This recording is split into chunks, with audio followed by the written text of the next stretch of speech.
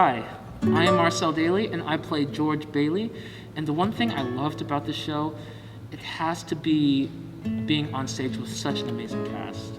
Hi, my name is Wayne Hudson, and I played Clarence. And I think my favorite thing about the show is just how intelligently everything was blocked, so that everything just flows so naturally. Hi, I'm Maddie Smith, and I play a plethora of roles, including Janie and young George. And my favorite part of the show is probably just how universal the message of it is. And I feel like it's a really important story to tell, and it was told with such great people, so yeah.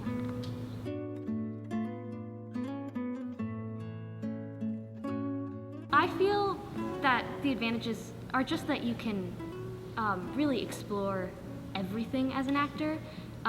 You can really have fun on a broad spectrum of physicalities and voices, and it's just really fun to play with every little detail of every different character and just come up with the backstories.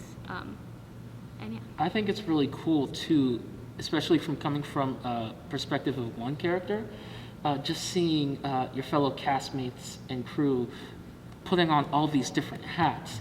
And it gives you different energies to play with every single time, and it really keeps you on your toes. And that's kind of like the magic of theater, just to keep you engaged and in the moment. It's really great.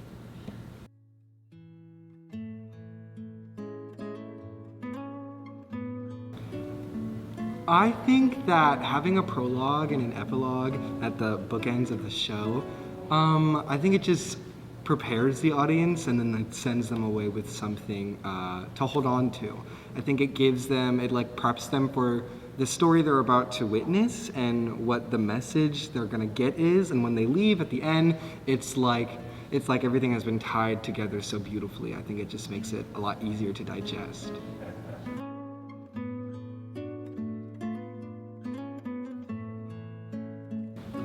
I think the message for the people today is it's such a heavy time in this world right now, and I think having the privilege and the blessing to be on stage, to have at least a few people in the audience for just at least one show, I think it really tells people that, life is going to be hard, but there's so many things that you have family, you have opportunity, you have friends, and whether you're at a high or low, somewhere on that field you're going to have a connection.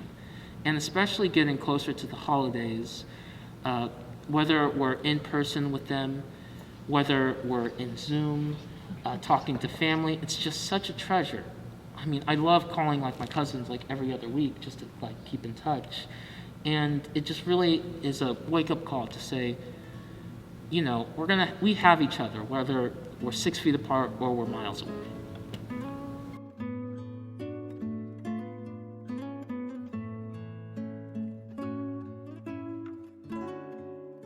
Ooh. It was wild. Yeah. Well, it began a lot more. I don't think procedural is the word, but there was a lot more steps before, because usually in a rehearsal you get in the room and you can interact with people as you would please, but since we have everything going on, we had to give each other a little bit more space, and we practice a lot of owning our own space within that socially distanced parameter. There was a lot of hand sanitizing and cleaning of surfaces on breaks, a lot of extra breaks as well.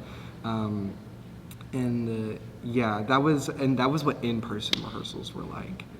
There was also a period of about 2 weeks where we were online and we were on Zoom for rehearsals, and we really just dove into the characters themselves and the story itself, and then we were lucky enough to actually come back and be on stage again, and when we were, it just all kind of fell into place, and it was a lot simpler than it could have been, and so there was it was a bit of back and forth too. This was also a really special one because we had periods in this rehearsal process where we had people gone, and so we had Kevin and Grace, who were understudies.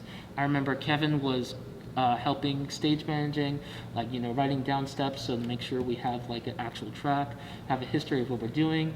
And we had Grace understudy Wayne, and it was a really cool aspect just to like, keep us on our toes and really feel more like a family, feel more like a bond. And did you want to touch into that? Yeah. Having Grace step in for me for about a week or so was, it was weird seeing somebody else doing what I usually do, but also it like allowed for me to see, okay, what other possibilities that I am not exploring could be explored. And it was a really great opportunity for us Grace and I, to learn from each other, and to really open up Clarence to not be like stuck in just one way of playing him. And I think that did the same for everyone else. It like have like flex their actor muscles to working with a different performer. And I think that was a really great opportunity for us throughout this rehearsal process.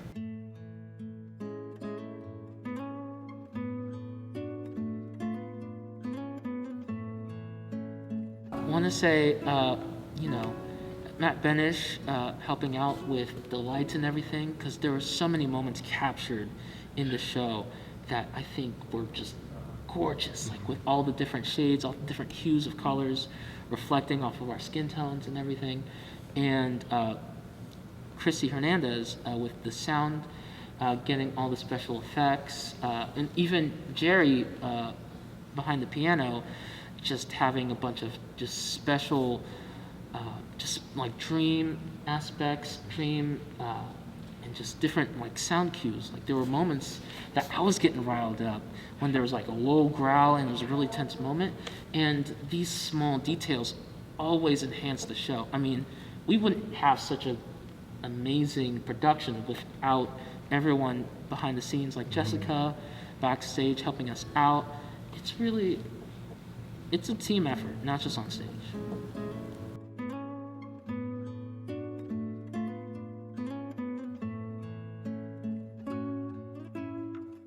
I feel like just the fact that we were given the opportunity to do the show with everything going on we're just so lucky.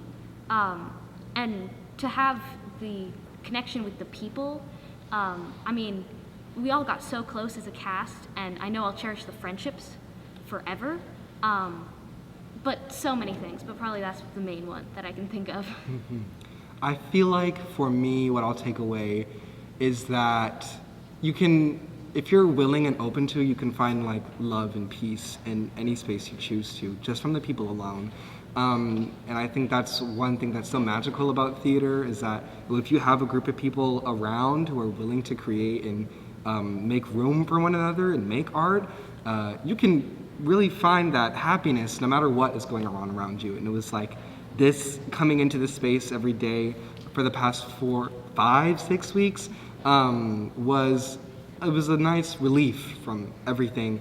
And it was just a good way to like remind myself that not everything has to be as bad as it might seem just because it is that way. Ditto to those points. And what I'm going to take away specifically was the artistic process. Not only is it, one of my first shows after, everything that's happened this year, but it was really cool. It is like an older show, but at the same time it's a new show, because I've never been a part of or seen anything like this for It's a Wonderful Life. And especially like later in like the second half, I was we were writing music. I started starting a tune. I got help from Jamonte and Jerry, music instructor, and it was such a cool process just to build that with the ensemble, because it was just going to be like 2 of us, and then we were like, hey, I was thinking, hey, why don't we have the whole ensemble be a part of the show? And so we were banging on instruments or banging on chairs and whatnot, and it was so cool how we built something out of nothing. And I think that's such a beautiful thing to take away from art, is that you don't need a whole orchestra, you don't need a whole stage crew moving in big props, and it's the simplest things are just the most spectacular and beautiful things.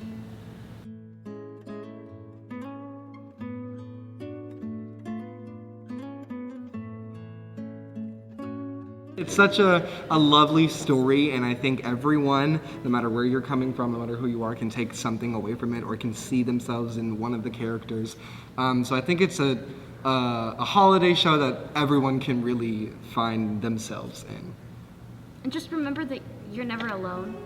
That's just really the biggest thing. And as it's so beautifully put in the show, no one's a failure who has friends.